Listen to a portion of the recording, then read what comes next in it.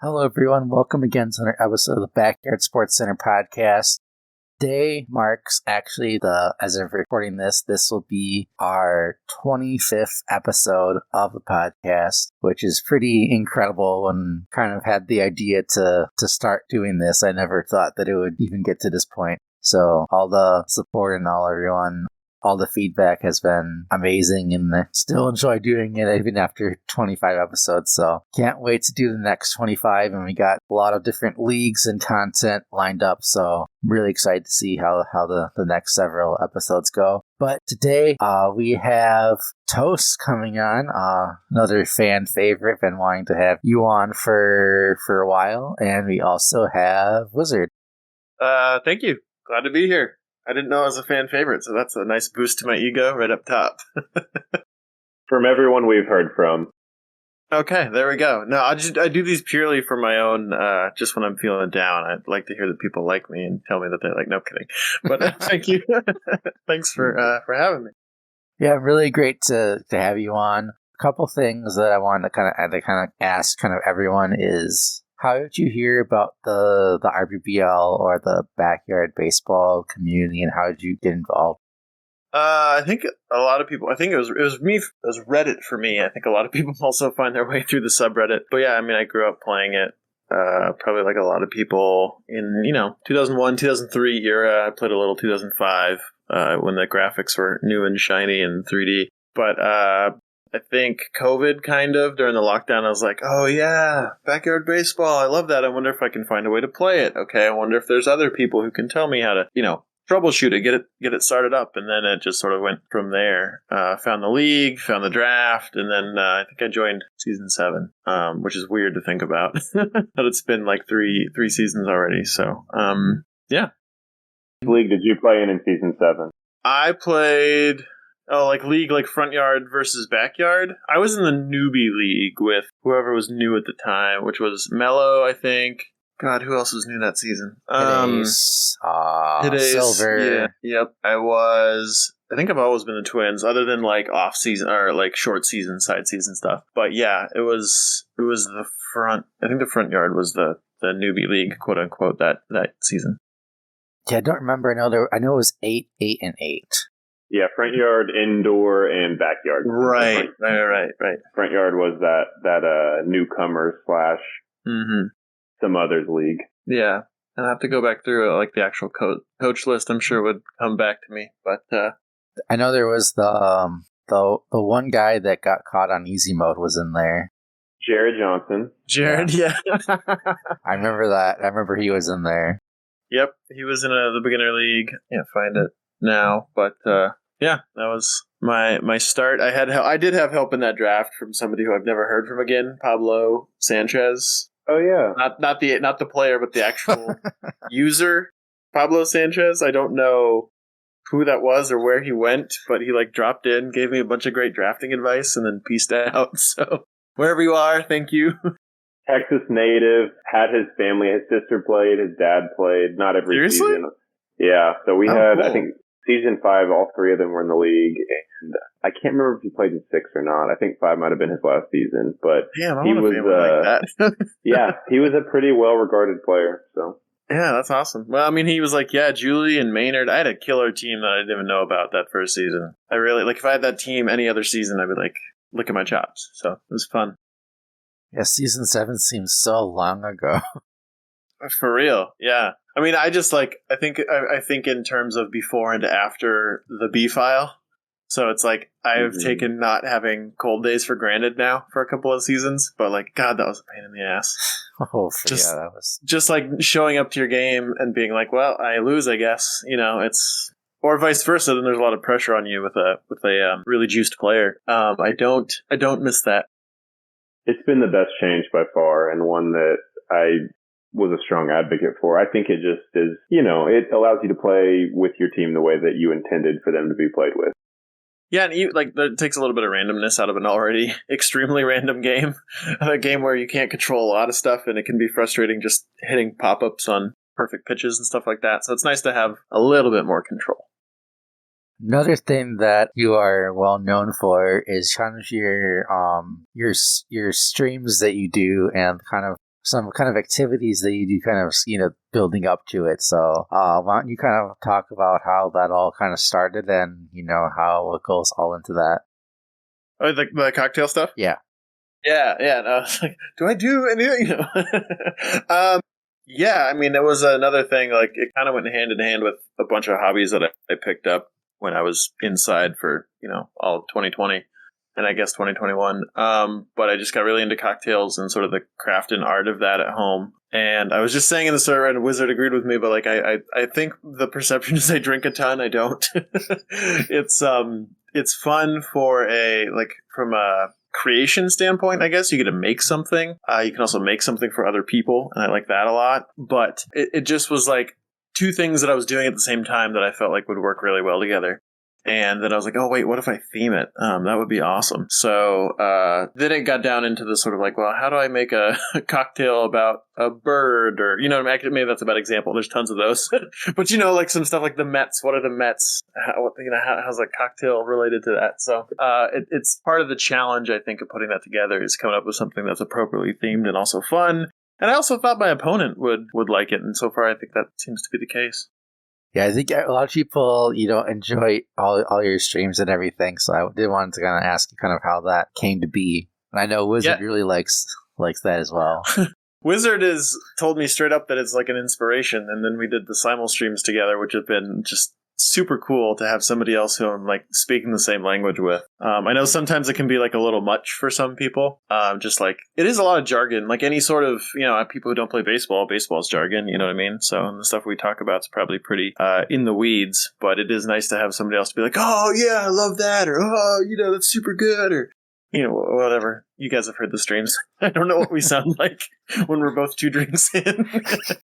I love it, and I think it is nice to kind of, obviously I come from a restaurant bartending background, and so that's where my love of that stuff kind of came to be. But to kind of touch on what you mentioned, a lot of people who drink craft cocktails or cocktails like we're drinking aren't usually drinking in excess. Obviously they may sometimes, but that is more for the enjoyment of the craft, kind of like you said.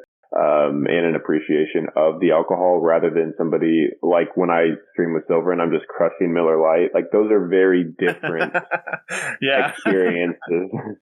Yeah, oh, definitely. It takes a little bit of prep work. I mean, obviously there's like 2 ingredient cocktails, I don't consider like rum and Coke a cocktail, but you know what I mean? You can do that too if you want.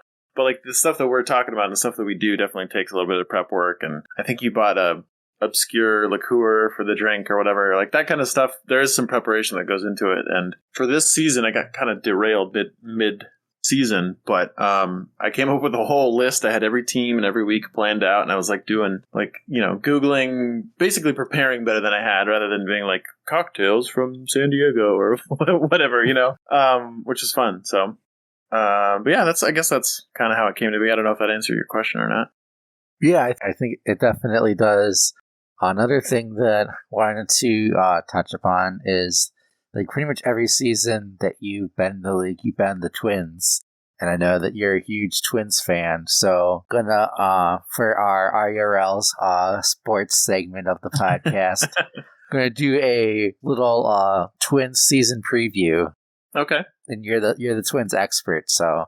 Okay, yeah. I mean, I can talk for hours, so stop me whenever. Right now, I'm watching it as we speak. I'm not distracted, I promise. No, I just my family's partly from that area, so that's why I grew up loving the Twins. But I think they look good? ? If they can actually start hitting. They have not been hitting these last few games ever since they put up 11 runs on the Yankees, which was possibly the best day of my entire life. But yeah, no, the pitching looks to be really legit for the first time in like 20 years. They have like 5 number 2 starters. A couple of those have shown like flashes of number 1 starter upside, which has been really cool. Which is usually it's the other way around. The lineup can hit, and we just have to sort of hope and pray that our rotation and bullpen sticks together. But it's been kind of the opposite this year. So it's going to be, I think, a pretty close competition with Cleveland for the division title, but I think the Twins can do it.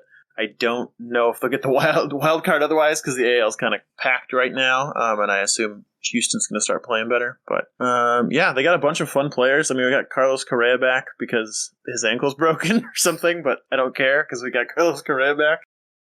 Buxton, when he's on the field, is super fun to watch, and there's just a bunch of fun young players coming up. A lot of young bats and like major league ready minor leaguers, which is again kind of a difference from what we've had in the past. A lot of it's been like, well, we have to wait 3 years for this guy, but we'll be good when that happens. And now it's like we have depth. So sorry for rambling. Anyway, go Twins.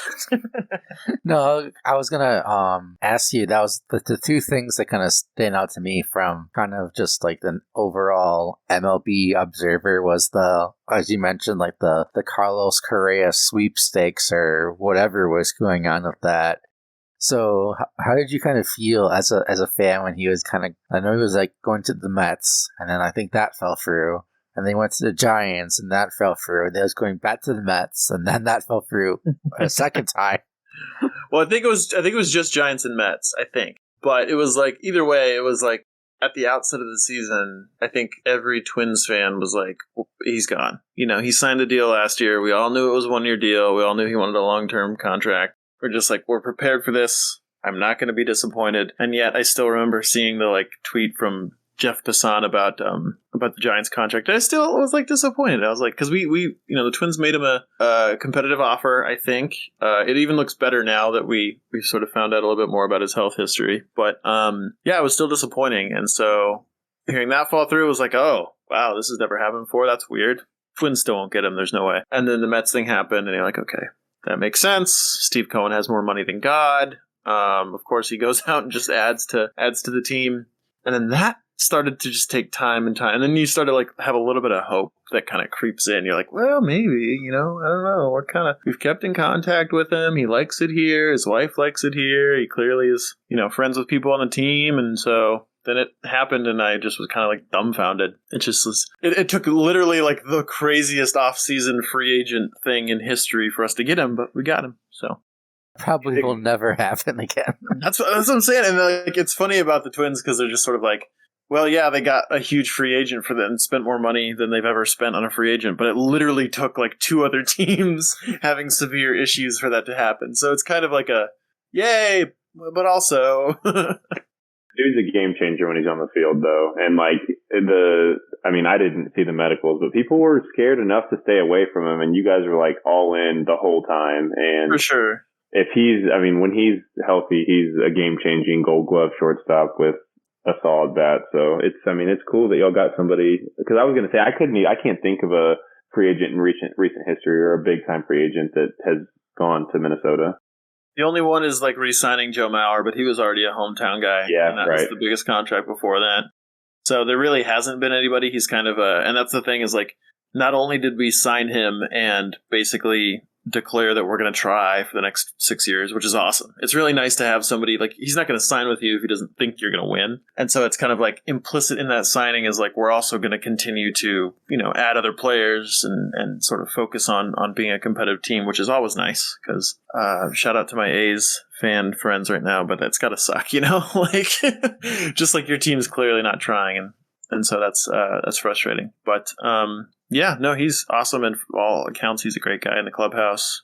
Awesome leader. They call him jokingly the assistant GM for making like call-up decisions. I don't think he actually does, but he has a pretty big say in the front office and stuff, which is cool too. So yeah, I know there was a big trade that was also preseason in I think that was Pablo Lopez you got, and I think you traded away Luis Ariz, I believe it was. That is correct, yes, which that one hurt because Luis Ariz is a fan favorite, maybe the fan favorite in Minnesota. He's just a beautiful, sweet baby who we all love and who never strikes out and who just hits like a crazy guy.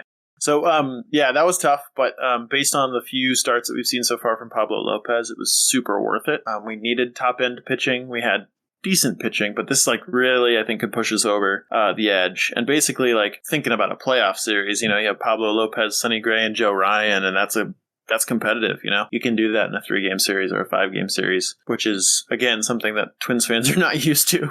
It's not like Irvin Santana or Phil Hughes or all these like soft tossing guys. It's like Oh no, Pablo Lopez throws 97. He's got the best changeup in baseball. Like I feel good about that. Wasn't there this one guy named Smiley or something? It was Smiley? Kevin Slowey was or Slowey or something. Yeah, Kevin Slowey is a blast from the past. Yeah, but basically the Twins mold is pitch to contact. The old backyard baseball pitch to contact.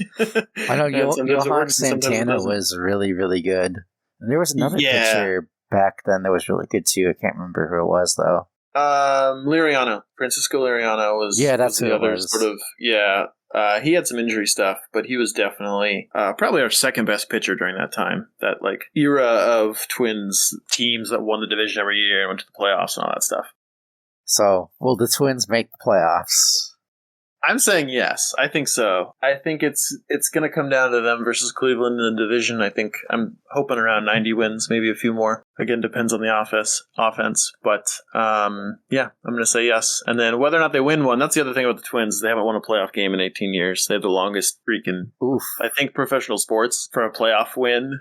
The Mariners have won in the playoffs more recently than the Twins. So we're kind of just trying to exercise that specific demon. This season, hopefully. That'd be really nice. Even if we lose the series, I'd take a win. Yeah, that's really, really, really painful. 18 years. I mean, it might be more even. I mean, it's 18 appearances. Because last time we won was against the Moneyball A's in 2002, or maybe 2004. Because in every single time since, we've lost to either the Yankees, almost 90% Yankees, one series to the Astros, and I think another one to the A's. But we've just never, not even a playoff series, a playoff game. It's sad. It defies actual numbers at this point. And that would have even been pre-Johan Liriano, Mauer mostly, right? And Metrodome era. Yep, right around there, 2004. I think they made the playoffs in 2004, and that was probably Mauer's rookie or second season. Santana was there, but I don't even know if he was at his peak yet. They had some good teams. They had Torrey Hunter, they had Michael Kadire, all these guys that a lot of other people forget about, but they were solid. Because Target Field's what, 07, 08 range? 2010. I want to say 2010. Okay. I think, yep. You said it was 2003 or something? Yes. The last time, I'd have to double check, but let's see what Google tells me. Last time Twins won a playoff game. There we go. It knows exactly what I'm looking for. Justin Morneau. My favorite player of all time. And current Twins commentator. Let's see this. AJ Pierzynski. Yeah, 2004. The longest losing streak entirely of postseason games is 18, belonging to the Minnesota Twins, 2004 to the present. So that's an auspicious thing that we have to brag about. And speaking of 2003 and 2001, do you bring this kind of back to backyard baseball land? How well do you remember Brad Radke and Marty Cordova? I don't remember Marty at all. I really got into baseball around 2003, 2004, when I was 10 or whatever. The age that all the kids are playing and getting into baseball. And so Radke was huge. He was kind of the face of the Twins for the 90s and early 2000s before Mauer and Morneau kind of took over. But when I started playing, I played 2003. I never played 2001 up until, I guess, this year when I took over the team. So I actually knew nothing about Marty Cordova.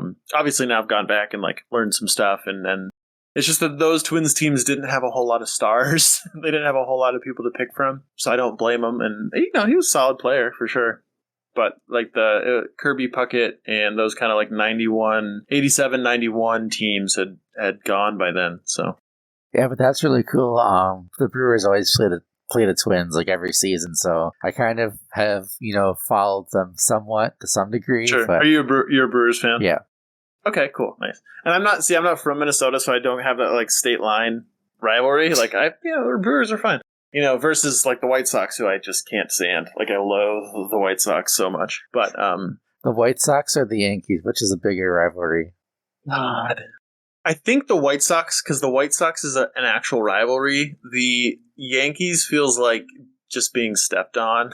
I'm not even joking. If you look at the record of the Minnesota Twins versus the Yankees, it is 30 and 140 or something. It is god awful. It's just we're not going to win. So yeah, it's David and Goliath level. Whereas the White Sox can get pretty gritty and both teams can win, and it feels like an actual rivalry. The Yankees don't even know who the Twins are. Basically, right? That's kind of how it's just like the Yankees come off a bad series and they're like, oh, well, at least we get to play the Twins next. You know what I mean? It's like we'll have a little nice bounce back, which is why it felt so good this last week when the Twins went into Yankee Stadium and put up 9 runs in the first inning and just completely rocked them. And it felt really, really good. I kept waiting for the shoe to drop. I was just like, we're gonna allow like 12 runs, aren't we? Like, this is just setting me up for greater heartbreak. But we actually came away with a series split, so that was nice. So you feel like Sabonis after Draymond stepped on him and stomped on him. This one misses me. I don't watch NBA. Oh, you need to be watching that series. I don't watch any basketball other than March Madness because I went to Gonzaga. So I know Sabonis because he played for the Zags. Yep. And he's really good. But I don't know anything about, like, I'll be on Twitter and I'll just see the controversies, the basketball controversies or whatever's going on. I'm like, I don't know what's happening. So sorry, I'm not a 5-tool guest. I'm a 4-tool guest. And it's also funny because you got Arco going against Crazy and Itanium as far as like fandom. Oh, are they? I guess I don't know. Yeah. The back and forth in the Discord's pretty cool. Oh, okay, for basketball. Yeah.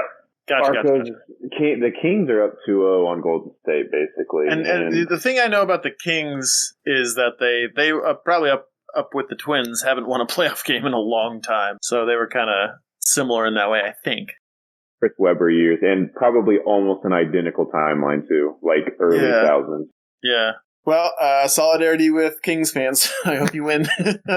So whoever's team that puts me on. So that means it's destiny. The Twins are going to win a playoff game this season. God, I hope so. I really, really hope so. I wish I could make that happen for you. I mean, I think everybody should let the Backyard Baseball League Twins win, and, it couldn't hurt. Be a good luck of some sort. I don't think that affects me. I'd allow it. It kind of affects me. Yeah, it does. Do you want to talk about that? Can I brag a little bit? No. Sure. No, I nice transition into. I got really, really lucky with the soft lock. I was playing okay, but not great, and it was like 1-0 or something in the third, and then the game just froze. Like I'm glad I was on stream, but like it just totally froze, and then eventually Crazy said you're just gonna have to restart, and then I ended up putting up 32 runs, which I think is my all-time high. I'm not trying to rub it in. I'm just saying.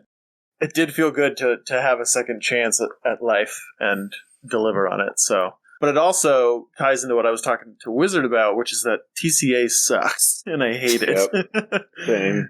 And if this team was playing at Scrapco or at Parks or anything like that, I think I don't know if I would have lost a game. Like they're just so good hitting to the gaps that I kind of get neutered a little bit by TCA. Yeah, all your losses are at home. Exactly. I have no home field advantage. I get an extra at bat, and I can actually hit homers with Xena, which is the point of her, other than like long singles, Mm-hmm. So she's like too powerful for TCA. You need someone to put it on the trailer, not smash it off the wall, really. Yeah, and like if she can do that, it's nice. And her and Sophia both hit homers over the building if you hit it in that perfect spot. But it hasn't been a consistent offense at home at all. Whereas I've scored 24 against Chris and then 32 against Nate at their home fields just because there's room for the ball to travel. So I'll consider this next year when I'm drafting my field. Nate, you had a good week too. I mean, what was working for you? I don't even remember. I just remember I got like a plus. I remember the end now. So what happened was I think I ended up having like a plus 16, 17 range, which is it's a good score. So I mean I'm happy that I scored that, but it came down. I think I had like bases loaded or something, and there was like 2 outs, and I needed Troy to get on base because I had Tim, and Tim had a power up. And then Troy got out, which I would have scored another like couple more runs, and then I had Joella up after that. So if I hit a home run, and then I would have had like a 20-something game or whatever, but I still would have lost to the 32. So it ended up not mattering. Plus the multiplier is huge there because like if you score 25, it's the same as scoring like 30, right? Yeah, because you get one for each by one. Yeah. So That's what I was nervous about when I hit like 24. I was like, Nate's going to score like 23 runs. It's not going to matter, you know? So I just got really lucky that like everybody, I don't know, the swings were working and they were going out instead of up. Because sometimes with these teams, I've had that issue where it's like, I feel like I'm swinging fine, but the game is like, that's a pop-up. So yeah, I couldn't actually watch because I was actually on a voice call with some other people. Oh, no. So it was like... I saw you in the spoiler. I saw somebody was spoilering stuff, but... Yeah, Crazy was doing it, and then he was like, why are you reacting to this? Like, I've already played and submitted. It doesn't matter anymore. I already played. Yeah. But it's good because, I mean, this makes it even more fun because I've split with Chris. He beat me at home, and I beat him on the road, and I've split with you because you beat me at home. Yeah. And so now, you know, I guess I have 2 games left versus the Pirates, and I have to play JY again, who beat me the first time. But I get to play him on the road, so at Dirt Yards, which sounds like a fun proposition with this team. It could just be that our division, everybody beats each other once, and then it's just like a nice, fun chaos of tiebreakers for the playoffs. Yeah, I had a lot of fun playing against JY's team at Dirt Yard, so if I did, I'm sure you would. What did you, 21, what did you score against JY? I scored 19 against JY. Oh, yeah, 18 to 8, yeah. But that was in 4 innings. I scored 18. Oh, jeez. The last 2 innings, I think I just, like, all my energy just, like, went away. Because at that point, you're just, like, at that point, like, you're in the back of your head just trying to get as much as you can. And it's, like, I think my drive to, like, focusing on each hit kind of went away. I definitely, especially when I'm streaming, which I think I tried the first 2 games of this season to play by myself again. And then, like, stream the recording. And I don't know, something about the stream loosens me up a little bit. I don't necessarily always play better, but I do enjoy, I don't know, the live feedback and interacting with people and the cocktail thing and all that stuff. So I think I'm definitely going to go that route going forward. Well, I know as far as streaming, I know Wizard is one of the, most proponents of that. Yeah, I didn't stream a single game until last season, and I recorded quite a bit and posted them, but like nobody really watched them. If you did like the live broadcast of your recordings, I think you get a little bit of a crowd, but I just told myself last year I'm going to start streaming, and I think I've gotten more comfortable with it, and I just truly believe it's the only way to completely eliminate lack of integrity. I would never accuse anyone of doing that, but I just think that that's the only way to truly do it. And I know that some people don't have the internet for it, so I'm sure that there would have to be concessions made for it. But anyways, I like it. It's fun.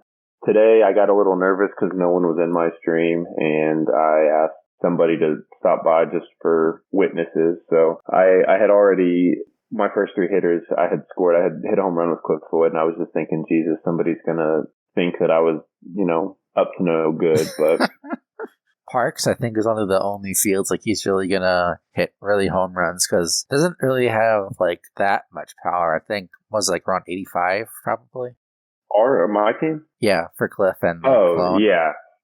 Uma is going to be our power bat, and she got 2 today. Yeah, and but yeah, you're right. It's Cliff and Gwen, and then there's a couple people, like Lisa Crockett almost got a hold of one today. Like, we have a couple people that probably could, but Parks is just, that left field and right field line are so short that, I don't know if you were in there and saw it. Uma Morris hit basically a pop-up to right field today, and it went over. And so it's one of those things. It worked out for us. Got a much needed win in week 9. I know we're not talking about that, but yeah, I'm pro stream for everybody. I think it eliminates, maybe the people that are up to nefarious activity that whether we have them or not, we have in the past. Yeah. So I think it would just entirely eliminate the possibility of that. And like, I already get nervous at like competitive stuff. Like, I play practice games and all that stuff, and then I get to sit down, whether I stream or not. And for my actual game, I'm like, oh god, here's the thing. Streaming actually adds that, right? You got an audience. It's like you have to. The moment will happen. You can't undo it at that point. So it adds like the real kind of competition to even though it's not online. You know what I mean? So that kind of aspect to it. I might stream. I think you've convinced me. I think I might just stream my Padres game after this. Yeah, the Padres team, that's the team you took over, but you have, ironically enough, you have one of the Z's again on that team. Yes, yeah, I do. I love them both. I had Xenon last season, and I think up until recently, Xenon's been doing a lot better because I'm on parks or playground commons, I think, on that team. So it's a lot more real estate to work with. But I don't know the 01 pros, so that's been a fun or the clones, a fun adjustment. Have you ever had a season where you did not have either Xena or Xenon? Yes. So these are the first two. So I had Xena last season. Xenon last season, Xena this season, and then prior to that it was Stan and Sonia or one of the others. Or Maya Woodruff. Those were kind of my go-tos. So I have my guys or my gals, like everybody does. But yeah. Pool grows too, because each year, like I've had a couple that I've gone back to, like Randy Uno, Ravi Bacco, obviously Jerry Winchell, which that's widely known. I love him, but I've grown, like every year I've found, like I've got another share of Paco Kaufman this year, another share of Holly Franklin this year. I know Mello shares that same admiration for her. This year, I have loved Sheila Basanti, her and Shane Smith, that kit, and Arlene Perez, Artie Pimbleton. I'm also a big fan of that kit. So, like, kind of as you go, and I have Sonia in 01, and that goes without saying how solid she is, but I think that pool of your kids kind of grows as you have full seasons with them and find out who you like and who you don't. And there's some kids that I'll blackball that won't play for me, but others that I'd ride for sure. It's funny that we're describing them as blackballing. Blackballing a 9-year-old. Whitney Singh. That's fair. That's fair. But it's supposed to I'll pass on them. It's like, no, you specifically, you're done. I'm not drafting you. I'm calling your parents. Yeah, I think I need to widen my variety of players that I. Yeah, who are your go-tos, Nate? Well, Rachel and Peggy for sure. That's kind of like the one. Hey, my nemesis. Peggy is my nemesis as an AI hitter. Oh my gosh. Yeah, that's kind of like the one. I do like the Shane and Sheila. I really like them. I tried Jorge this season. Had mixed success. And I think I think Peggy's like the only one that I kind of have like a oops Fabian kind of thing. Yeah, with Peggy. Yeah. So yeah. I have past 2 seasons I've hit over 20. I've hit like around 20 home runs with Rachel and Peggy, depending on what league it is or what game it is. So yeah. And it's just like, even if there's another player whose skill set maybe fits your team slightly better, there's like a comfort in that. Like I know that I can do well with Stan, for example, and I figured out how to, and not that the clones swing differently or anything, but like there is like an adjustment period with a new player. Be like, I don't know what you're good at, or is this like 45 power, like deceptive or whatever, So there's a comfort in going to the people that you like. And I took Nancy Chin again this year. I loved Tom Glass last season, and she's been awesome for me. That's one I'll let you have. I had Glass in season 8, and I didn't hate him, but I just could not fit. Like, I liked the pitching and the speed. It all worked, but I could just not figure his bat out. I was not effective at the plate with him. Yeah, it's tough because of the one contact, but I guess I try outside of the plate and do line drives down the way, and you can give him sort of one big cut, one big power swing, because that's what Visery recommended on Steel, was just like 75 is more than enough to pop a homer or two. So give him one big hack and then hit for contact. Switch to line drive. That's usually what I do. Yeah, for sure. Yeah, I'm trying to think. Is there any other ones that I draft consistently? I tried Cheryl the last 2 seasons. Yeah. But I was trying to think. I was trying to think more kind of like a not first and second round player. Right. Yeah, I've got Susan twice, but not really because I wanted to, because she's not my favorite, but just because that's the best player available, Hot take, I agree. I had Ichiro himself in season 6, and I like him, but that's just a lot of draft stock for that kid, in my opinion. If you are on a cement field that's not TCA, I think it's a great pick. But arm and speed. Yeah, they've been great as a catcher, and I think as a catcher, defensively for your AI team, very useful. But I just, I don't know, my play style isn't... I would have loved to have Cheryl, you know what I mean? Or actually, I drafted... Who did I trade? Blinking now. Faster to good bat. But anyway, different kind of player than I drafted before. I have to go back and find the draft and see. I traded with Person Nizzle. Francis Bluer, that's who it is. Yeah. So, I forgot what my point was. Sorry. bad podcasting. Just speed versus power bat. Yeah, that style, and obviously, crazy people like, oh, he only drafts power bats, etc. Everybody's got their wheelhouse, or T-Boz on the other end of that spectrum. People need to come back, like let the pendulum swing back on that crazy take, because it's really been like 3 seasons now since he has taken a hyper offense team. True. And I think 8 I don't even think he did in 8. I think 8 was the first season he did. It might have been last season, but I'm pretty sure it was 8. Mm-hmm. And he's just kind of known for that bomber ball. So it's like people still, label him that, but the stock of power bats has gone so high up. I don't know that he can't get them like he used to, really. So he's kind of had to. Yeah. I think the season I started, it was like defense. And then the second season I did that kind of, and it was such a middle of the road team. I couldn't score any runs, and it was really, really frustrating. So I definitely agree with you that it's sort of swung in the realm of just like, well, I'll just outscore the other person rather than try and hope my AI does that. I'd like to take partial credit for that, because I zagged in season 7 with the hyper offense super duper wombats, and we had a lot of success in the backyard league that year, and obviously I remember that. Yeah, we fell short to JY in the playoffs, but we were just scoring 20 plus regularly, and the premium on power bats has just gone through the roof, and I think now without the need to do the defensive puzzle, they're even more valued, because like you can draft Chico and put him wherever you want. For sure. Yeah. No, that was also another thing that pushed people down for sure that I forgot about. Anyway. I think now that I was kind of thinking as you guys were saying it, the other one that I think kind of really has kind of like my name on it would be Dominic Hoskins. Isn't he Stephanie Morgan? No, I think he's a unique one, but it's like his pitching kit is like one of the best for. Is he Arlene Perez? Okay. Let's find out. No, Arlene and Artie, I think are Artie, that's right. Are that. So that's what that is. It's like he's like I think it's like a 4.5, 8.5 or something like that for the balls. Mm-hmm. Or so it's like a little. I think it might be 4.6, 8.5 or something like that. But all his 4 pitches are 60 or above. Oh wow! So and he has a really good slow ball. I think it's like in the mid 80s level. So it's a really good late round, and I think it's Vincent's.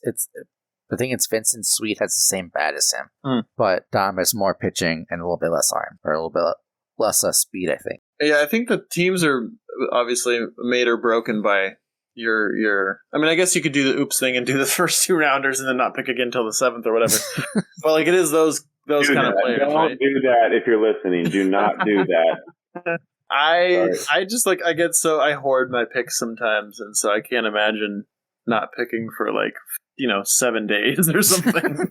No, I think it just, God, that team, like it's got a lot of potential, and there's like a run of 3 or 4 bats when you're pitching against them that is so scary, but there's so many holes on that team. Mm-hmm. And I think it like one season, I thought about doing it this year, but it ended up being sort of a more traditional try team. But just do what Jibbo does and just do a theme, do a meme team, even if it's not necessarily the best. Because I think sometimes I forget that this is a kids game and it's fun to just like mess around. I think this season I'm cutthroat. Yeah. If I have 2 teams again, I'm gonna do one just for fun team because I need that. For sure. That's what the Padres are. And so I play them first every week because, I'm not as committed. I didn't draft that team or whatever. But also just because it's like, it's still a competitive environment, but it's not the one that I'm like really into or whatever. Sorry, kids on that team, I guess. But Benjamin. Yeah. Yeah, going like all out on like both teams and just like especially I think just yesterday and like some of the other games I've had is just like the expectations of like doing well are kind of getting to me for sure, and I need to kind of get back to having some fun with it. Definitely, because I have like all these like predictions, and I made the playoffs both the last 2 seasons, so it's like gotta either match that or do better. That's pressure, man. Yeah, everybody's like, "Oh, the Twins are gonna win last year." I was like, "No, don't do that to me. Please stop." So tell me I'm gonna suck.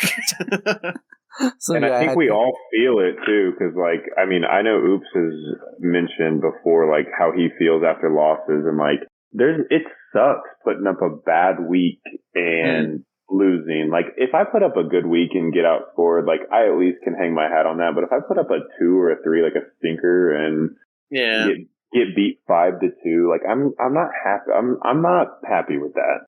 No, I agree, and yeah, it's definitely, you know, your floor or your ability to do better is there, and so it's even more disappointing. You're like, I know I can do better than this. So that's why it's nice that 1, I think, nice to stream, 2, to have a cocktail, and 3, to have 2 teams to kind of mess around with. So please drink responsibly.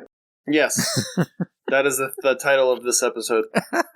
Yeah, but kind of quickly do kind of like a speed run, kind of shout out to Artanium of some of the results from the 2003 league for week 8. Let's do it. So 2003, I'm going to go left to right. So the first game we had, speaking of kind of like a stinker game, the Astros 3, Royals 2. I know I have this up here. Oh yeah. There we go. Yeah, the league's so big this year that I'm going to be honest, I'm not paying attention to every single team. But what happened here? Just like an off week, or is this par for the course for one or both of these teams? Good luck, Bobby, is what this is. Bobby, man, is just rolling with the good luck, and Arco is my preseason World Series pick, and for my own sake, I need him to not make the playoffs, but he's had some bad luck. I know in week 7, he disconnected his game against me. He had like 10 or 11 runs in like the second inning. Oh, God. Yeah, so I don't know if that was just momentum from that, but yeah, Bobby continues his good luck streak. Nice job, Bobby. Yeah, and that defense, this is the third they've given up. That's the third time they've given up a 2. They've given up a 1. They've given up a -4, a 3. Yeah, so people are having a hard time scoring against them. I gotta pull up the team viewer now because there's also, yeah, like I said, there's more teams, so I'm not fully checked it. Like when there was like 24 teams total, I was like, I kind of know who's everybody's team is, and now we have both 2001 and 2003. So I just want to do this for reference. But I did know that the Astros had a pretty good defense, and I'm thankful that I don't have to play them, at least yet. Might have to play them in the World Series. Yeah, well, that means I made it to the World Series, so I'll take it. Yeah, that's very true. Anyway, we can move on to the next series. I'll be more prepared the next time I'm invited on a podcast. And then next game was your game when you kind of mentioned that, or I don't know if he mentioned it actually on a podcast or not, but I know he mentioned it in kind of like talking about it in the Discord against when you're doing your simul stream against Pepsi. Yeah, just a tough loss. We've gotten really good defensive performances from our AI side this year, and got another good one from them. But we have put up a 1 and a 3 at steals, so I'm glad I don't think I have to go back. But that we have not had good times there. So that was a game that we would have really liked to have won, but we weren't counting it necessarily. We knew it could have gone either way. Pepsi's a solid player, so one we would have liked to have had in the win column, but not one we marked down as a win. So we just we wanted to bounce back in week 9, and spoiler alert, we did. So anyways, tough loss, but we bounced back. And the next game was the Padres, the 03 Padres of Matitude, going against Corn and the Indians, putting up a -4. He's kind of, the last couple weeks, I know he's been doing a little bit better. I know in week 6, he had his best game of a +7 against Crazy. Hopefully, Corn can, figure it out, or, maybe do some side season or practice games and strain them in the Discord and get some tips. Yeah, I remember playing as a kid and then finding this league and being like, I used to destroy teams when I played by myself. And now it's like, there's a learning curve, and everybody goes through it. So unless you're hit ace for whatever reason. But yeah, so that's tough because I know that can be frustrating. But hopefully he can put together some wins in the second half. or a win. And Corn, I don't know that you listen to this, but I think his lack of activity in the Discord, I don't know that hurts him, but he just doesn't seem very present. And so, like Nate said, get some feedback, and we're glad to have everyone here, but it has wavered. The success he was on the uphill, and it seems like that has kind of come back to earth. The next game was Visery putting up a +20 against the Melonheads and Oops at TCA. Visery just keeps on winning. Tell me how to play a TCA, please, and thank you. No one's surprised. Vis wins again. It was because, like, I know Oops likes to play a TCA and has a pretty good, I don't know about a pretty good team for TCA, but has experience, I think they put up the 70 or whatever. Was that this season or was that last season? That was insane. Last season. Yeah, but that was at TCA, I'm pretty sure. And Oops being the home team, I was like, maybe it's more of a toss-up than I thought, but no. No, it was just Viz the whole time. This is the second time Oops has stopped a stream midstream and come back to it, I think, the same night, just out of frustration. And Viz, I think, was either +12 or +13 through like 2. So they did come, slow down as that game progressed, but just more good output from the Mets, and nobody's surprised this is a proven player. Yeah, going into the when you're doing the preview, you kind of didn't really know what to expect from Visery, but he's definitely proven that he is the face of the Front Yard League. All right. And the next game was the Cubs against the Giants. The Cubs putting up a +18. I believe that's the best game from Hines. So that's really good to see. Yeah, I don't know a whole lot about Hines, but was that a mid-season switch as well? Yep. Am I crazy? That was Did I get Matt's 01 team? That was Benjaminians. Yeah, oh, okay, gotcha. Cool. Yeah, nice. Good output. Always good to see new players and good players doing well. Not that I have any laurels to rest on, but I won't be resting on them now after this. Battlehammer / Hines was one of the best players in the online league last season. Okay. And I like that crossover. It is nice to learn a little bit more about the online league and have some crossover there. So I don't know how many offline only players are being shipped over to the online league, but me. Just you. Well, there's a handful, but there's quickly, I know there's Silver, Wizard, Pepsi, Bobby, Mike, Little Waz. Okay. So there's quite a few RBBL's first timers. Technically, me. This is your first season online. You don't count. Well, I mean, this is my first drafted team. Okay, that's fair. So I've done substitute. I've been a sub. But I've never actually done it. But that was mainly because I wanted to give other people the chance to play. Sure. So I didn't want to take away a spot from somebody else, especially when it was so new. For sure. But now it's to the point where we have so many people signed up, then I don't got to worry about that too much anymore. Yeah. Is it similar? There's a draft and everything? Yep. So pretty much as far as the two main things that are kind of different about the draft is that the timer is 1.5 hours instead of 3. Okay. And there's no trading of draft picks or draft slots. Dang. That's kind of big. So those are the two big changes. Yeah, interesting. Well, maybe I'll try it out next season. We'll see. Yeah, and speaking of a couple players that have signed up for the online league, Silver and the Orioles putting up a +8 against the Red Sox. Yeah, that's solid. That's really good for Silver. So seems like Silver's figuring some stuff out this season, and that's really great to see. Yeah, definitely. I know he's struggled a lot, and I think we started in the same season. So it's definitely been kind of like a familiarity with the struggles there. So it's nice that they're seeing some success. Yeah, Lil Waz, he has been doing pretty good at 3-5 so far, but I know that he's had some really solid games, and I know he has the Ahmed on his team. So the lineup is scary. I remember going in to play my away game against him, and I was definitely nervous. I don't think that was my best game. I beat him 11-9. I barely beat him. And I think that was because AI Weber hit a home run against him in the last inning, so I kind of lucked out there. But scary team for sure. Oh, wow. Yeah, we already talked about our game and how. Yeah, we don't need to relitigate that. Yeah. Nothing big happened. No big. Sorry, I'm sorry. No, it's all good.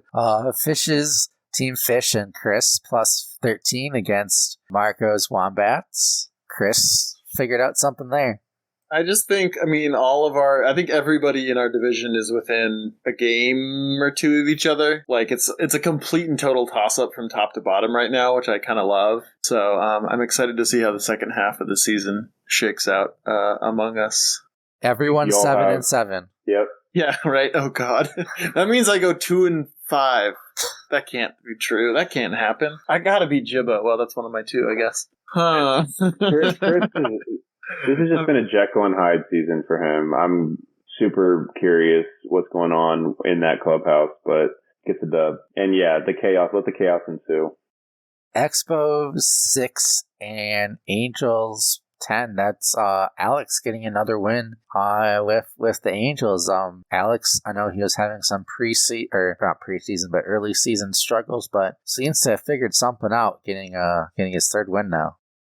Yeah, and that's back-to-back wins, too. So, and against the Expos, against the Braves, both veteran coaches, both good teams, one at home, one on the road. So, consistency is important, you know? I think based on just like the randomness and variation of this league, if you can put up, 10, 12 runs every game, every week, you're guaranteed to win. I don't say you're guaranteed to win, but there's a good chance, right? Because, like, sometimes you score 30, sometimes you score 5, and if you can put up 10 every week, I think it raises your odds a little bit. That's the tricky part. Is people there's quite a few people that can put up a 25 to 30 point output like once or twice, but getting that consistent 10, 10, 10, 15, 13 every week, that's what really makes a good coach. Definitely. And I think that's where like, kind of a lot of kind of like the middle of the road are kind of like people that could have consistently kind of making the playoffs. That's kind of like where kind of like the improvement is not necessarily from the top end score, but the consistency of score. Yeah, definitely. And if you can score 20 consistently too, there you go. You solve both problems. Yeah, that's called Emery. That's true, yeah. Yeah, that's true. The next game was Jibbo and the Tigers playing on extra hard mode with Ivan King. Not the score that we would like to see, but the defense only giving up 7 runs. Definitely could have been a possible win there. I mean, I don't think the Tigers have been totally blown out. Have they been totally blown out? It's tough because I'm looking at the schedule and it's like grayed out. But, the Expos scored 2, 7 for the Marlins, 7 for the Angels. So some part of their strategy is working. Yeah, I think the highest was Mello putting up a plus 15 against them. And even that's not, not the craziest end of the spectrum. No. Hopefully that the Tigers can get some more wins and Ivan can get some good strikeout numbers. I appreciate his commitment to the bit above all else, so. At some point, I will take Ivan. I just have to. You said it on the air, that means it's on the record. Yeah, no, it's Quentin Driver, I thought. No, Quentin Driver, that's trash. Somebody else. That's somebody. Maybe that could be yours, Wiz. I'm good, thank you. But at some point, I will take Ivan. I'm already on record. If I win a championship the next season, I will take him. But that's good. That's good. I think everybody should do that, actually. That should be a rule.